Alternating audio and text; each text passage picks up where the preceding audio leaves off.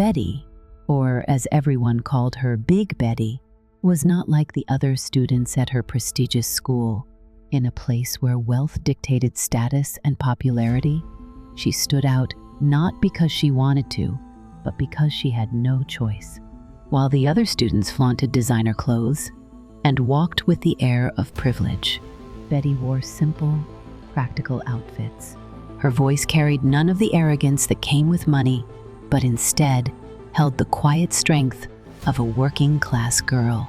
Her father was a mechanic, a hard-working man who spent his days covered in grease, fixing cars in his small garage to ensure his daughter had an education. He had dreams for her dreams that stretched beyond the smell of motor oil and the sound of wrenches clinking against metal. He wanted her to rise above their struggles, to have the opportunities he never did. But for Betty, attending a school full of rich, entitled kids meant enduring daily torment. From the moment she stepped onto the school grounds, she was treated as an outsider.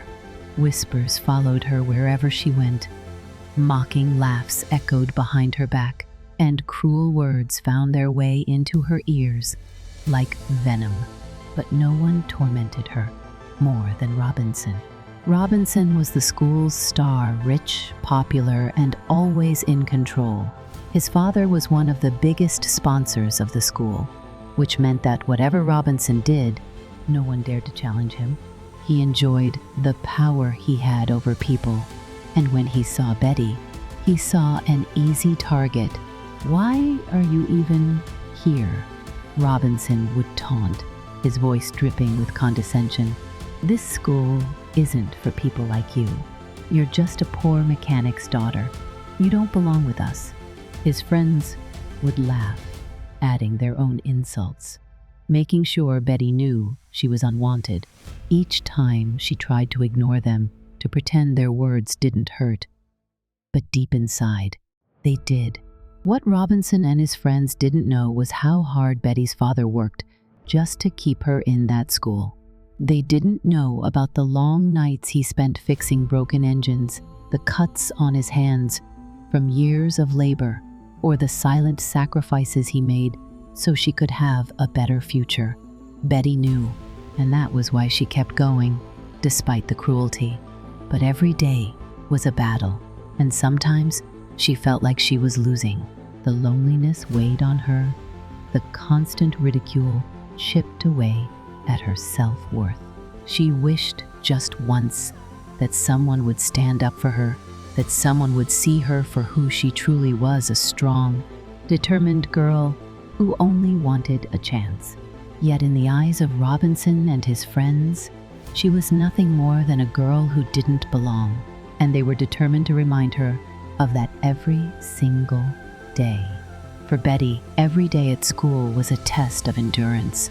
She had learned to ignore the cruel words, the sneers, and the laughter, but nothing could have prepared her for the humiliation that awaited her on this particular day.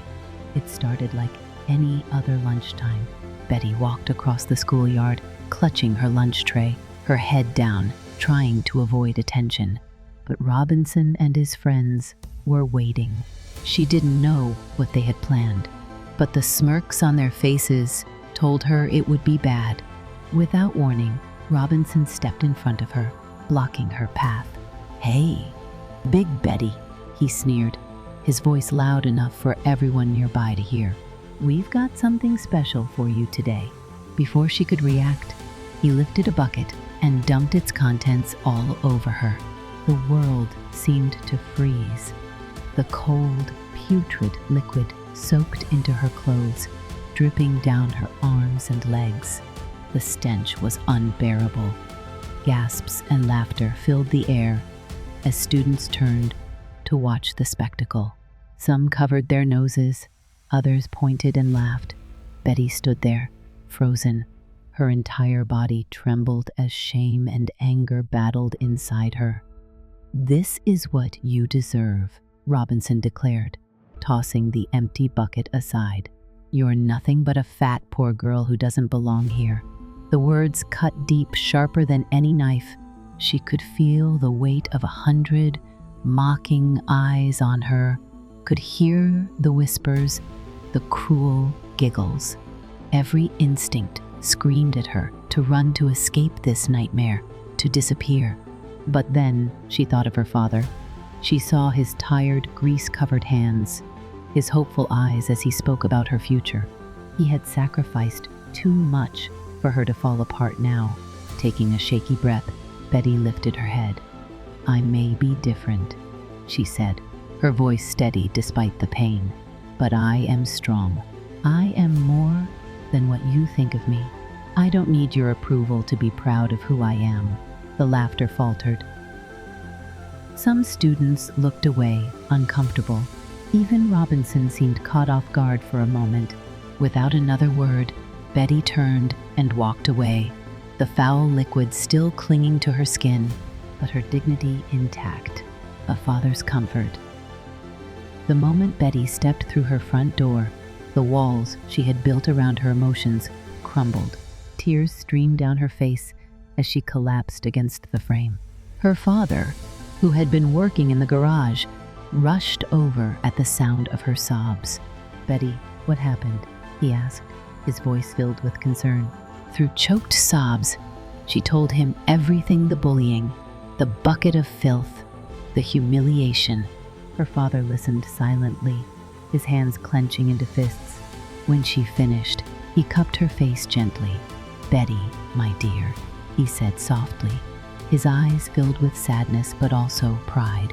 "I know it hurts, but you mustn't give up. You are strong, and you are more than they will ever understand." Betty wiped her tears, clinging to his words. She wasn't sure if she could face school again, but she knew one thing for certain: her father believed in her, and that meant everything. The next morning, Betty forced herself to return to school, though her heart was heavy with fear and exhaustion. She had barely slept. Her father's comforting words, battling against the humiliation that still clung to her. Every step through the school halls felt like walking through enemy territory, with whispers and giggles trailing behind her. But she kept her head high, determined not to give Robinson and his friends the satisfaction of seeing her break. She hoped foolishly that they would move on, that the previous day's torment had been enough for them. But Robinson was far from done.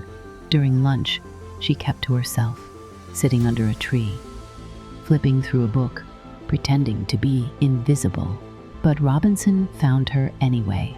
This time, he came alone. "Well, well, if it isn't Big Betty," he sneered, standing over her. "Still walking around like you belong here?" Betty clenched her fists, refusing to rise to the bait. "Go away, Robinson," she muttered, not even looking up. But he wasn't here just to mock her. He crouched down, his expression shifting into something colder, more menacing. "You really have no idea, do you?" he whispered. Betty finally looked up, confused. "What are you talking about?" A cruel smile curled on his lips. "You think I hate you just because you're poor?" He let out a bitter laugh. "No, Betty. This is personal. Your pathetic father is the reason I'll never have a real family." Betty's heart pounded. "What?" "You should ask him," Robinson said, his voice dripping with malice. "Ask him about Bonita. Ask him what he did to my mother." Betty stared at him, trying to process his words. The name sounded unfamiliar, but the way Robinson said it, the raw hatred in his eyes, told her it was something important.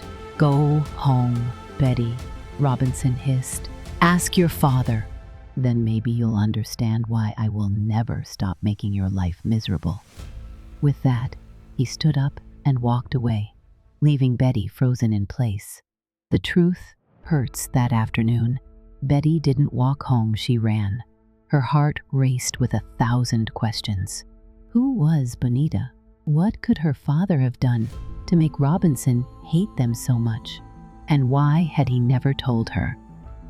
She burst through the garage door where her father was working under the hood of a car. At the sound of her footsteps, he looked up and smiled until he saw the storm in her eyes. "Betty?" he asked, wiping his hands on a rag. "What's wrong?" Betty hesitated for just a moment before blurting out, "Who is Bonita?" Her father froze. The color drained from his face, his hands going still. For a moment, it was as if the world had stopped. "Where did you hear that name?" he asked, his voice low and unsteady. "Robinson," Betty said. "He said you did something to his mother. He said that's why he hates me." Her father let out a deep sigh and sat down heavily on a stool. He looked down, as if searching for the right words. "Betty," he finally said. "Bonita was a woman I knew a long time ago. She had feelings for me. She thought we would end up together, but I never felt the same way about her." Betty's brows furrowed.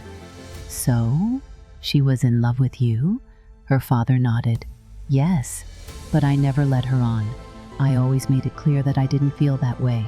Then I met your mother, fell in love, and got married. But Bonita, she didn't take it well." Betty felt her breath catch. She was angry? More than that, her father said bitterly. She felt betrayed.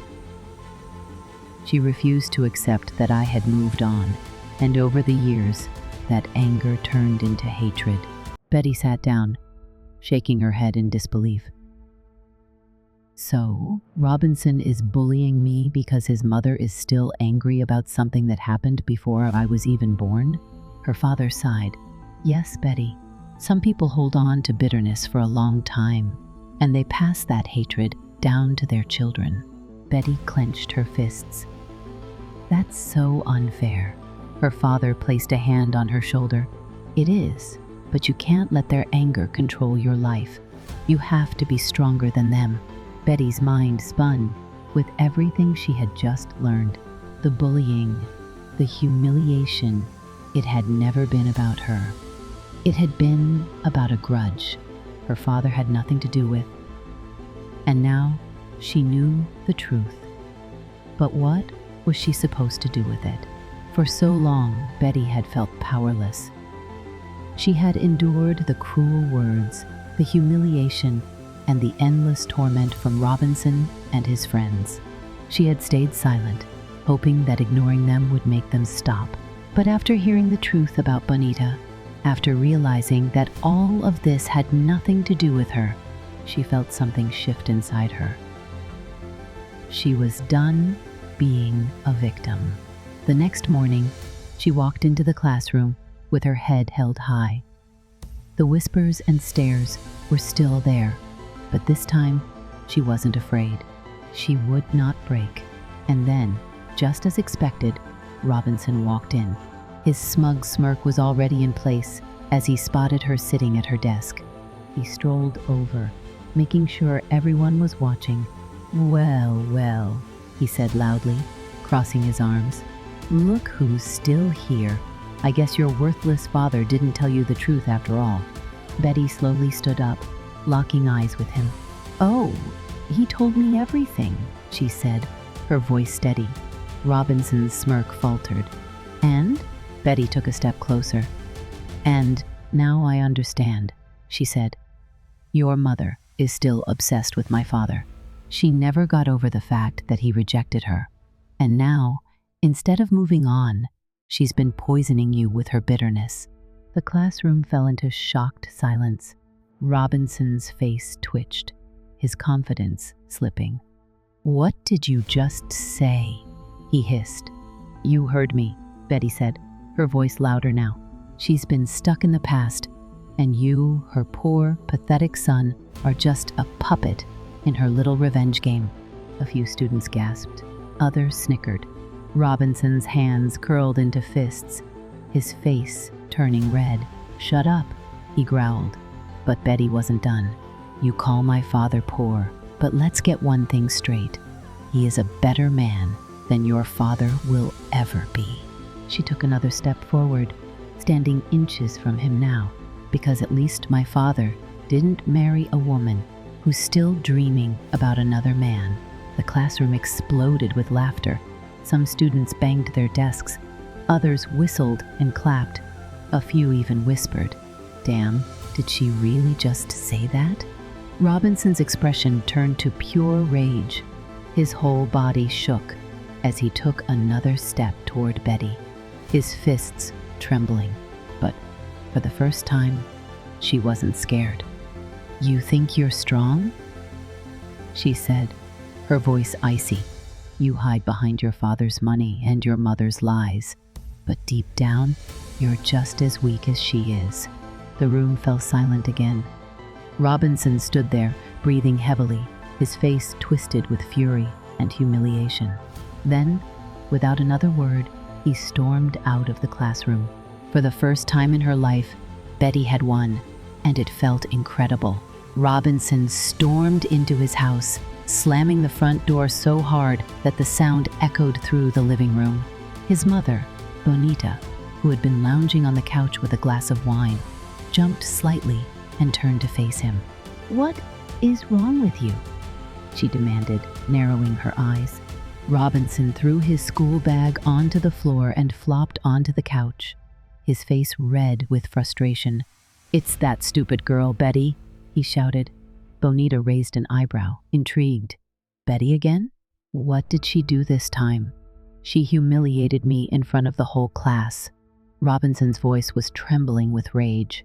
"She called you foolish and said Dad might not even be my real father.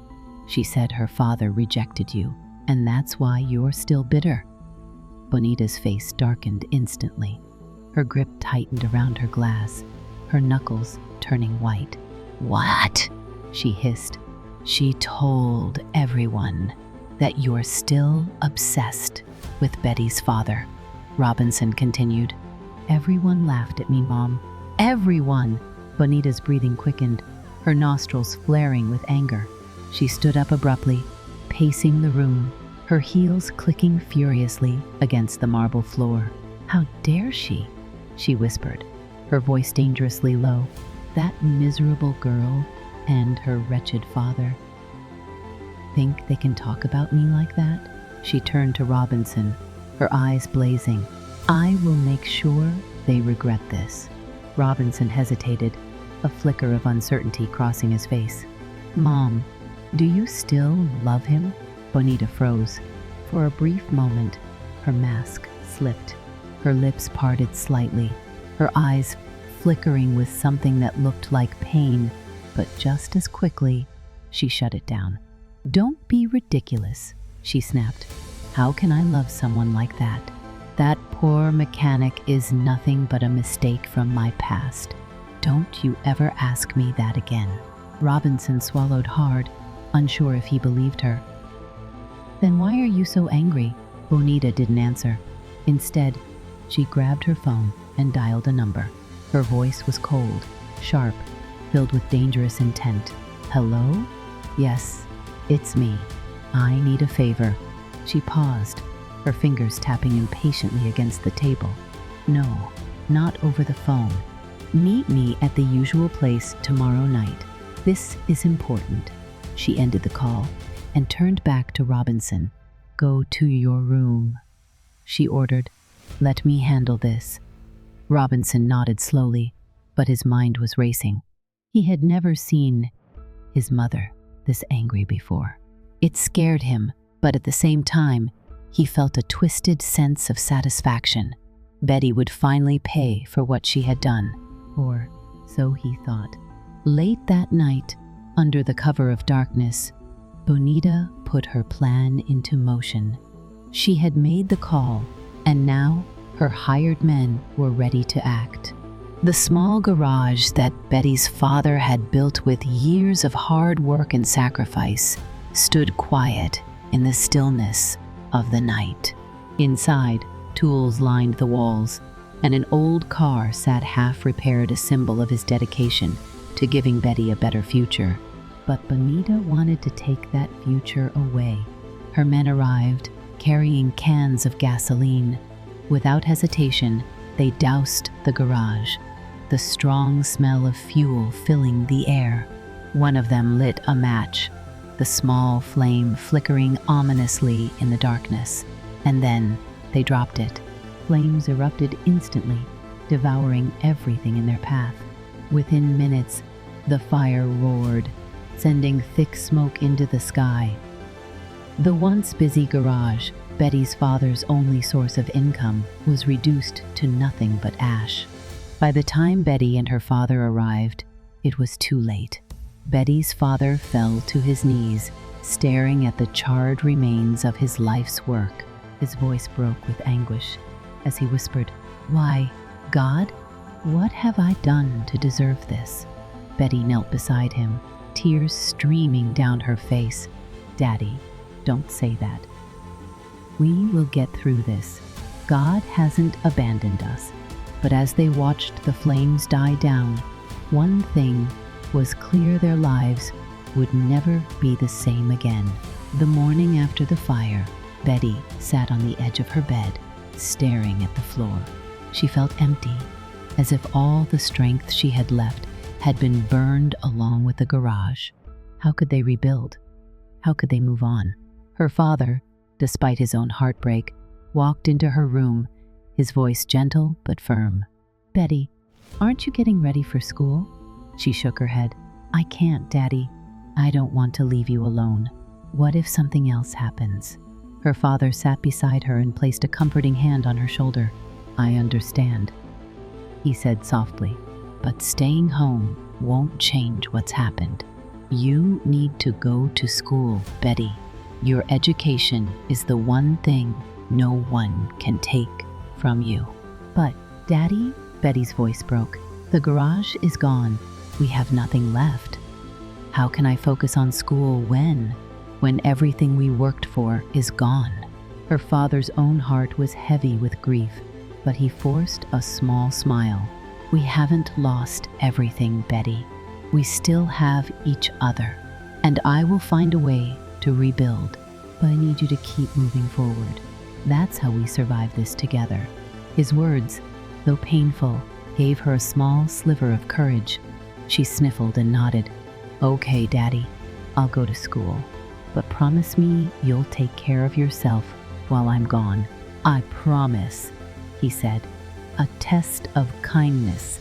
That afternoon, while her father walked down the road, deep in thought, he came across a tired-looking man, dressed in ragged clothes. The man's face was weary, and his voice was weak when he spoke. "Sir, I'm hungry. Could you spare some money for food?" Betty's father hesitated. He had almost nothing left, only a small amount of money he had saved. But he looked into the man's eyes and saw genuine need. He couldn't turn him away. Reaching into his pocket, he handed the man his last few bills. "It's not much," he said, "but I hope it helps." The man took the money and smiled warmly. "Thank you, kind sir. May God bless you." As Betty's father turned to walk away, the man called out to him, "Wait." Betty's father turned around, confused. The stranger's expression shifted. His posture straightened. There was something unusual about him now, something powerful. "I am not as poor as you think," he said, his voice calm but firm. "In fact, I am not poor at all. I wanted to test you." Betty's father's eyes widened. "Test me?" The man nodded. "Yes, I wanted to see if, even in your own suffering, you still had the heart to help someone else. And you passed." Before Betty's father could respond, the man reached into his jacket and pulled out an envelope. He held it out. "Take this," he said, "for your hard work, for your kindness." Hesitantly, Betty's father took the envelope and slowly opened it. His breath caught in his throat. Inside was a check for a massive sum of money, enough to rebuild the garage, and so much more. His hands shook with disbelief. I don't understand. Why are you doing this?" The man gave a small, knowing smile. "Because kindness goes a long way, and when you do well, help someone else in need." Betty's father stared at him, trying to find the right words, but before he could, the man simply turned and walked away. Betty's father watched in awe, his heart overwhelmed with gratitude. He clutched the check in his hand and whispered, "God truly works in mysterious ways." A new beginning when he got home. His joy was impossible to hide. Betty, who had been struggling through her homework, looked up in surprise. "Papa, why are you smiling like that?" He sat down beside her, still holding the check. "Betty, you won't believe what happened today." She put down her pen. "What happened?" He told her everything about the stranger, the test, and the unbelievable gift he had received. Betty's eyes grew wide with shock and excitement. "Papa, this money is enough to rebuild the garage, and even more," she cried, nearly jumping out of her seat. Her father nodded, tears in his eyes. "Yes, my child. God is truly good." Betty threw her arms around him, hugging him tightly. "I told you, Papa. Being kind always pays off. You gave away your last bit of money, and see how God blessed you." Her father hugged her back, his heart full. "You're right, Betty. Kindness always comes back to us, even when we least expect it." Betty pulled away, a playful smile creeping onto her face. "But wait, Papa. What if the stranger was actually someone we know?" she teased. Her father raised an eyebrow. "What do you mean?" Betty leaned in, her voice full of mischief. "What if it was Robinson's mother? Maybe she still likes you and wanted to help secretly." Her father's eyes widened in horror.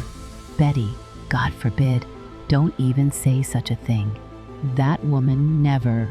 Betty burst into laughter, seeing how upset he got. "Relax, Papa. I was only joking."